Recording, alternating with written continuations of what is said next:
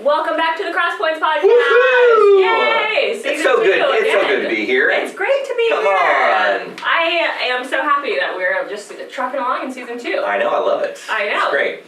So, did we ever come to the conclusion about the Aura and David podcast? I had somebody ask me about that the other day. You know, I just put Aura and David. I mean, I think you trained me. It came out. I'm a Jedi. You got me. Yeah, so it is Aura and David good. podcast. There we go. For sure. It's Live finalized. the record show. David and Aura, grab it. Yes. Okay. Here at the Crosspoints podcast, we're talking about all kinds of really interesting things. Yes. I mean, if you missed season 1, go back and binge. Oh, it's not too late. You need to. Yes. I was geeking out. I mean, it's so great. I was loving Can we say that? It's really good. And today, let's just go ahead and talk about like traveling and what our world's like. I recently, well, not really recently. I wish it was more recent. Phil and I went to Europe. Europe, okay. Yes. All right. And Phil's my husband, FYI. Not just some random Phil. I know. Was this before kids? Or? This was before kids. Okay, it was a precursor. He really wanted kids. I did, but I'd never been to Europe. So it was a bucket list before kids item. That's actually really smart. You think it's a good idea? Oh, totally smart. He'd already been to Europe before. Cool kid. Mm-hmm. I hadn't. Right. So he had to repeat a couple places, but it was so cool. That's fun. So where'd you go? We went to Italy, we went to Croatia, we went to Budapest, or Hungary, we went to all over the place. Okay. But at one point we went on a cruise. Ooh, so you were already in Europe and then you went on a cruise. Oh my gosh, you're so spoiled. I know. Kind of a big deal. And the cruise was cool because we went to a lot of places we wouldn't have gone to. We went to France and Spain. Okay. Like Mallorca and stuff. It was really cool. Anyways. Mallorca? Palma de Mallorca. Oh, I don't It's think where I know. Raphael Nadal is if you're a tennis fan. Oh, really? Okay, I know that. I know. Who travels where tennis goes? I know. Well, but I was really interested in France because I heard that like French people hated Americans. Right. And I was just like, I don't know if they're gonna be like totally like jerks to us or like what they're gonna be like. I don't speak any French. Zero. I try to speak anything when I go to a country. Right, Like Phil's a little bit more like At least shy. try. Yes, and I'm more like, Okay. let's just go. Bonjour. Like here we go. That's awesome. That was really good. I'm giving lessons. I'm tutoring in French.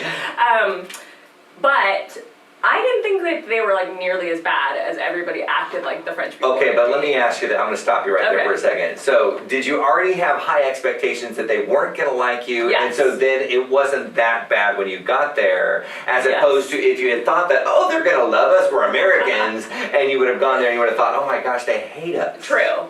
Okay, they definitely weren't like bubbly. Yes. Okay. You know, but we did sit next to like some older French ladies on the cruise, and they were like the sweetest people of all time. Really? So that helped for sure. I was Really? like, oh, French people are like really nice. So the older ones were nicer, the They were really younger nice. ones maybe not so much. Not as nice. Or do you think it was just their personalities? I don't know. It's so hard to know if it's like a European culture. Like if they're like, well, they're just not like super friendly or bubbly. Yes. Or there is a difference, I'll tell you, because I was a missions pastor 18 years, traveled all over the world. Americans just are different. Okay. And I don't is say there that. friendliness Well, I was just gonna say, and that's not a thing to pump Americans up and say we're the best, go USA. I mean, we are. Which I know, like I'm a patriot, all that. But there is a really unique difference with it. There's this attitude that we have that most of the rest of the world doesn't have. And do you think it's an attitude of we're the best or an attitude of like we're kind? Oh no, it's the attitude that we're the best. Okay. Oh yeah, and I think that's why there's so much conflict. Yes. No, okay, really, because I've traveled literally in Asia, Africa, South America, Europe, all those places, and whenever you go around, sometimes I cringe. At being American and seeing other Americans. You know, the ugly American. Have you ever? There was a book called The Ugly American. No. So it's back in the 50s. This book came out. It's an interesting read. Anyway, the idea that Americans think they're number one, they're the top. We rule and reign and do whatever we want to do. Well, truth is truth. And the world is all subservient to us. Yeah. So that we carry this attitude with us. And so oftentimes we're loud and brash, and wherever we go, we're just like out there. Yeah. And everybody else tends to be a little bit more reserved. Yeah, I agree. And it's kind of part of, I think, our pioneering spirit. Mm-hmm. I really do. Yeah, it comes from that Old West kind of. It's in us. It's in us. our blood. It really is. Yeah. Yeah. But I've been in places where I'm like, oh, I don't know that they really want us here. Oh, They're really? just being polite. What kind of countries do you feel like overall, like was it more of Asia, more of Europe, more of Africa, or didn't really. Well, Europe for sure, I think, is more old world. I've got the more like kind of pushback. But when we went from Western Europe to Eastern Europe, there was a different perspective. So Eastern Europe, I think, is way more open. Yes. Friendly. Like when you were in Budapest. Yeah. How did you feel there? I don't know if you remember that. No, I totally remember it. And I remember the people being, I thought they were kind of like subdued or sad, like they didn't smile. Yes. It was totally like just a different. Well, it was a communistic country, and that did have an effect on there. Yes. One of my best friends is from there. She lives here now, so she was living there when we went there. And so it was just really interesting. She was giving us all the history tours, and that helped a lot to understand the people group. Right. But when we went to Croatia, they were like, "You're from America?" Right. Like we never met Americans. Yes. Like. And they were excited about it. Yes. Yes. That was kind of fun. And I have found that in multiple countries that a lot of people who haven't met Americans are really excited when they get to meet Americans, which is kind of interesting. It really is kind of fun. Yeah. And which leads to the fact that I think a lot of people around the world, whether or not they like Americans or not, they want to come to America. Yes. Because of the opportunities that Americans have that we take for granted that other countries don't have. Yeah, totally. And if you've never traveled outside of the country, and I should even qualify that, if you've never traveled to a third world country and been outside of the cruise zone or whatever, it's hard to understand what people in other countries that are in third world countries, what they live in and day out. Yeah, and why they would yearn for our lifestyle. Yeah, and all of the wealth and the opportunities that we have in America, it just doesn't compare. Yeah. And it's really hard, it legit is hard to compute if you haven't seen it. It just is. And then I'll dive a little bit deeper. It goes even more where there are war-torn nations. I mean, we're so isolated. We've got oceans on either side of our border, and so we're kind of isolated from the rest of the world. But there's major conflict that takes place, in the Middle East and Europe and Russia and all these different places where there's this massive land and nations that are crossing borders and then creating major problems when it comes to refugees. Yes. Because all of the people get stuck in the middle from all of these political things that are going on. And so now we're seeing like now in the world, more refugees than ever before. Yes. And now they're placing these refugees in camps. And that's where some of these refugees are living for 10, 20 years. Does that blow your mind? They're raising their children and their grandchildren in these environments that were supposed to be set up for short-term shelters. Temporary, So we've sent groups from our church to Syria and places like that to try to help. I mean, not into Syria, but on the border to try to interact with some of the refugees there. And just the stories that have come back have been just mind-blowing. Oh, wow. Like, they're living in horrible, deplorable conditions with no end in sight. And so then, which leads to, I think, maybe our discussion today, right? Which is, you have all of these refugees, they're stuck, what do we do? What are we going to do? Millions of them. I think there's like maybe 20 million kind of refugees out there. It's a lot. It's a lot. Yeah. Yes. So what do we do specifically with them coming to America? Right. As Americans and as Christians, how do we react to immigration, to refugees? And there's such a divide on this issue. Yes. I mean, like really big. Not only big, but also I think Christians that are like, I don't want to say, I'm going to say this, real Christians. You know what I'm saying? I'm not just talking about like Christians that just say, yeah, I'm a Christian. No, I'm talking about people that are deeply like holding to the faith in Christ and wanting to follow Him are really deeply divided on this issue. No, right? I totally I'm not just going to agree. say, well, they're not the real Christians. If you were a real Christian, you would believe this. But I don't think you can cut this issue that way. It's hard. It really is. I've talked to some friends, we have completely differing opinions, and we're all steadfast Christians.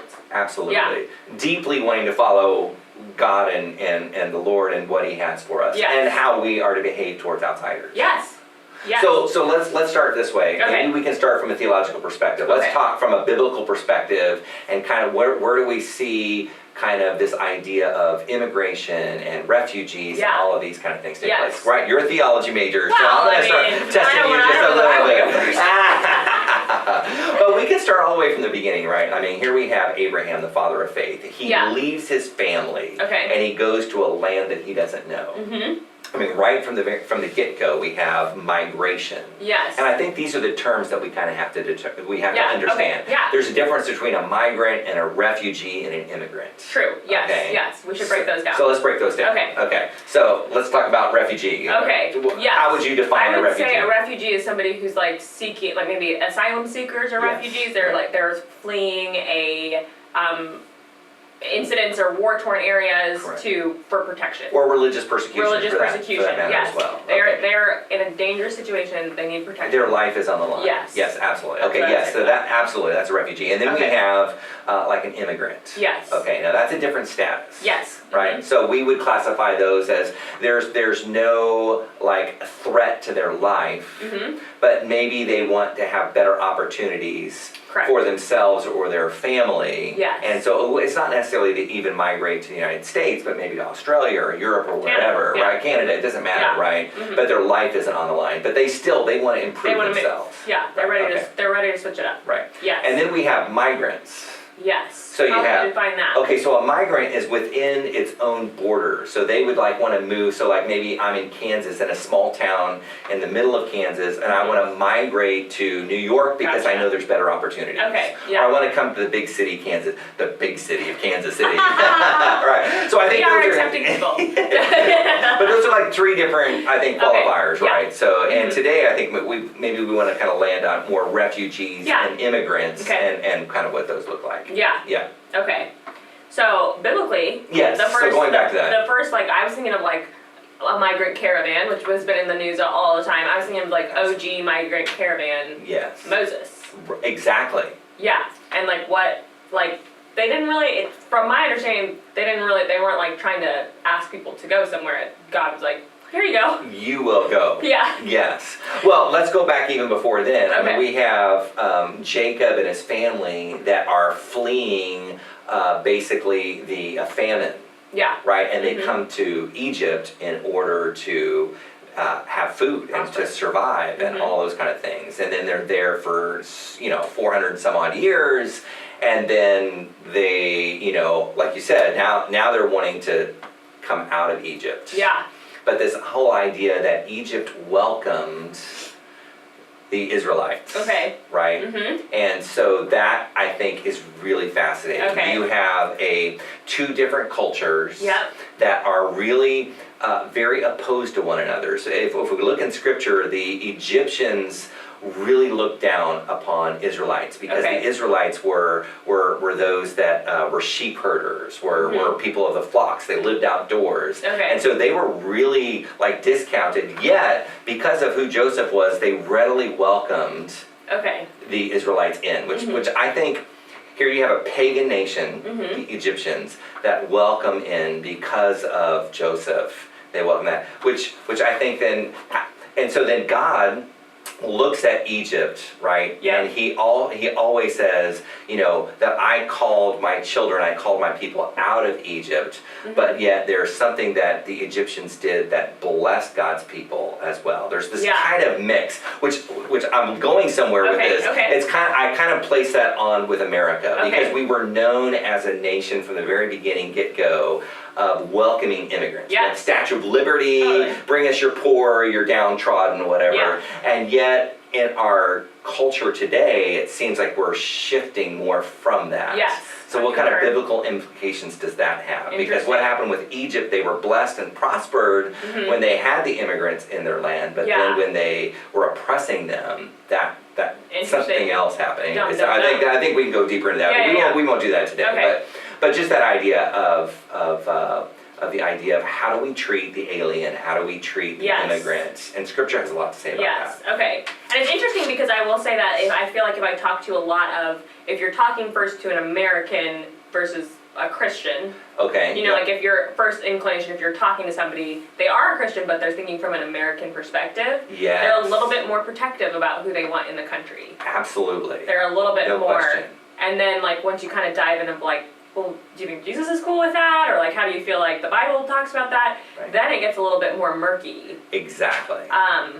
Which I think is interesting. Yeah, because we can see all kinds of scriptures in the Old Testament that talk about this idea. Like, again, like in Leviticus, that was an interesting verse. It says this, cursed is anyone who withholds justice from the foreigner, the fatherless, or the widow. Ooh, snap. And then it says, then all the people shall say amen to that. Okay. And then we have in Jeremiah 7, it says, don't oppress the alien in your midst. Okay. Zechariah 7 says, don't oppress the widow, the orphan, or the alien. The same kind of, so the understanding is that you're going to have in your culture, you're going to have people that are not naturalized born citizens among you, and to treat them fairly and right. Yes. That's biblical. Whether they're immigrants or refugees. Absolutely, But the question, I think, with Christians is, but how do those aliens get to America? Yes. Well, we're talking about America now. Yes, How do they get there? And the laws with which we're governed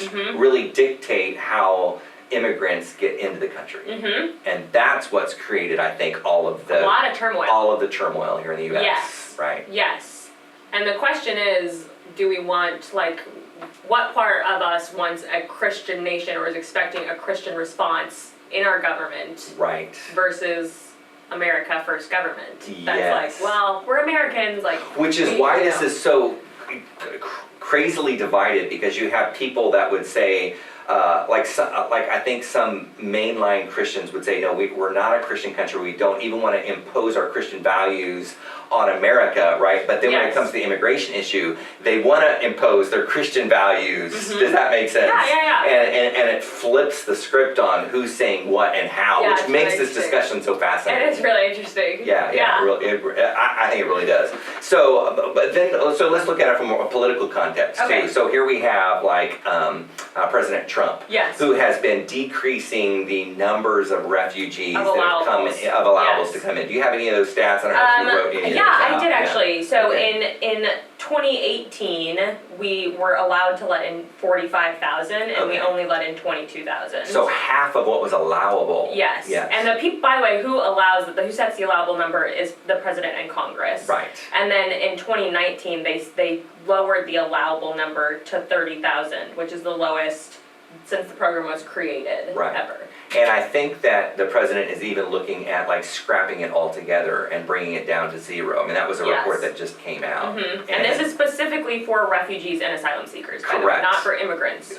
Which is why we had to delineate the two. But completely. Which to me, and I'll say this as a pastor, like to me that's really sad. It really is, because I think that with all of the resources that we have in America, for those people that are out there in the world whose lives are in imminent danger, can we not at least provide a safe haven for people? So to take that all the way down to zero, that really grieves me. And what do you think is the fear of letting them in? Like, what do you, like, are we like, we don't have enough, like it's gonna cost us a lot of money, we're already in debt, like, what do you think is the American deal I don't think maybe it's so much that people are super concerned about the financial ramifications, although I think that's a real issue. I think there are two things. I think one has to do with the religious aspect. Like, are they going to change our culture? They're going to. Are we letting in a bunch of like Buddhists or Muslims or whatever? I think we can say that. I think there's some Islamic phobia, right? Like, we're going to allow too many of them in, and it's going to change our country. And I'm not talking as a Christian, I'm talking as an American now. I think that is a big issue. And then I think that the largest issue is security. Right? I think that's by far and away terrorist issue. We're going to let people slip through our borders that are going to create havoc in America, and so let's not let anybody come through, because then we can control the narrative, we can control who comes in, and we'll make our country safe. I do think and I understand that perspective. And I don't necessarily know how to answer the question. But I do know this, that when George W. Bush, when he was president and we had the Twin Towers, I mean, we just kind of had another anniversary, September 11th, and my wife and I were watching last night the kind of the films of all the towers coming down, and just the immense turmoil, frustration, anger, all of the emotions that Americans were going through there, and it all came out of the fact that we just lost our security. Here was a country that had never been invaded, and now It was. We're more vulnerable than we think we are. Yes. And so, but George W. Bush, which I think was really interesting, is that he allowed, even in the midst of this major turmoil, when all the towers were coming down and all that kind of stuff, he allowed 130,000 refugees to come into America and was specific about saying, we're not going to shut our doors. Even in the midst of major crisis, we're going to allow that. And here we're only allowing in 20,000 last year.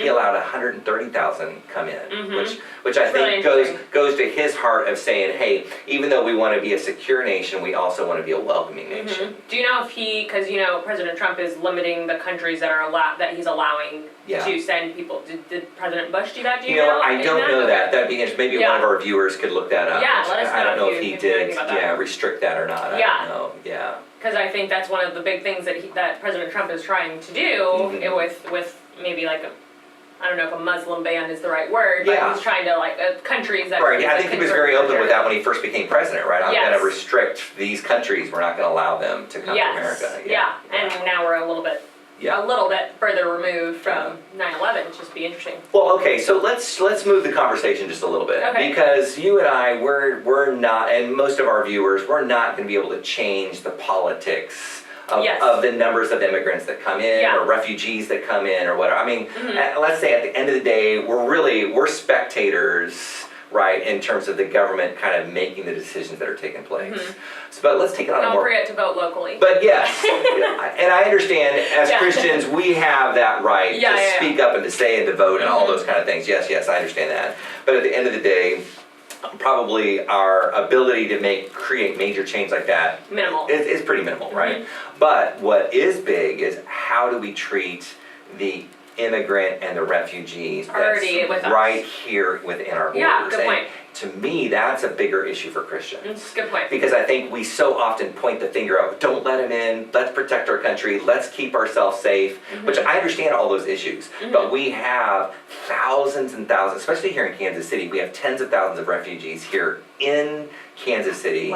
And immigrants that have come from all over. How do we treat them? Yeah. And what is the proper role for us as Christians in that regard? And do you know, how would one even get in touch with, where do we find refugees in Kansas City? Right. So it's interesting. So our missions pastor, Mark Traver, and I actually had a conversation about this yesterday. Oh, yeah, okay. And we were talking about how, as a church, what can we do to, and he didn't even know we were talking about this. Oh, funny. What can we do to help the refugees in Kansas City? And there's an organization that he's looking into that we're going to provide, as long as doors open for us, that's going to provide us opportunities to help refugees here in Kansas City, which I think would be great. That'd be really cool. Again, we're not talking about us changing the laws out there and all those kind of things, but how do we treat people that are already here? How can they know that as Christians we love them, we care for them, that we're obedient to these scriptures? It says these scriptures that say, don't oppress the alien, welcome the alien, help the alien, allow them to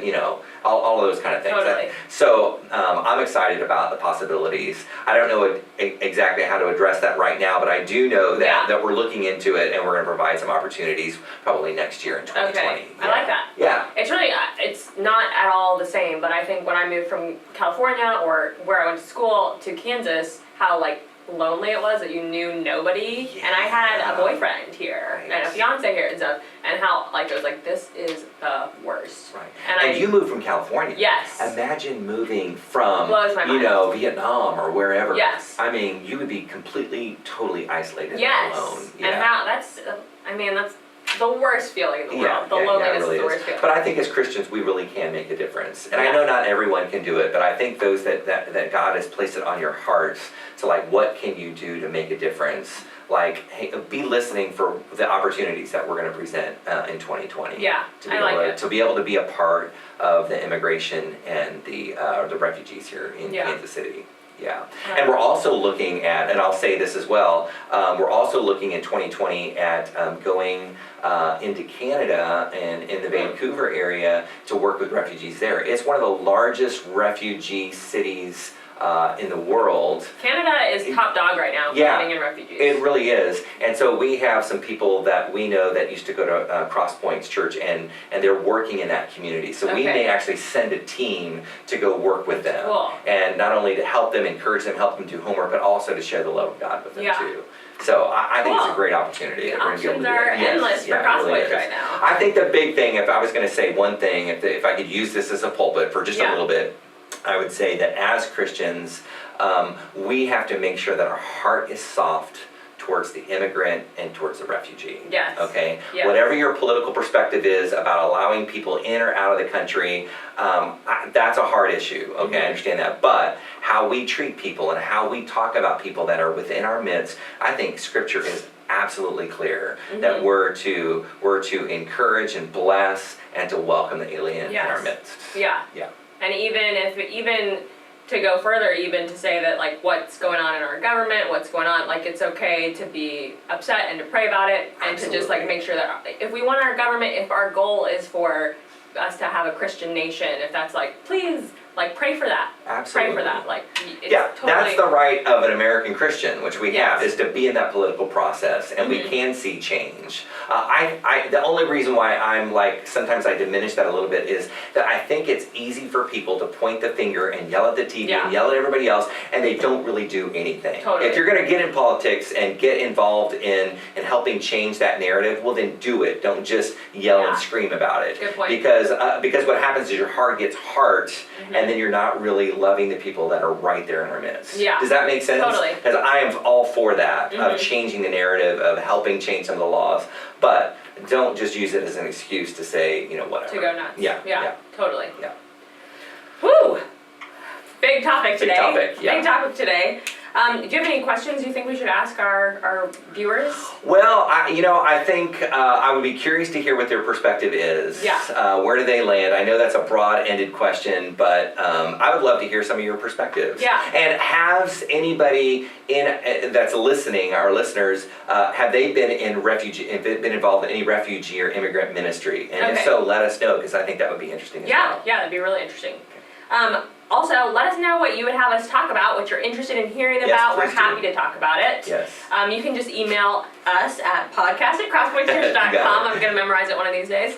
And we'd be happy to talk about anything, so shoot us an email.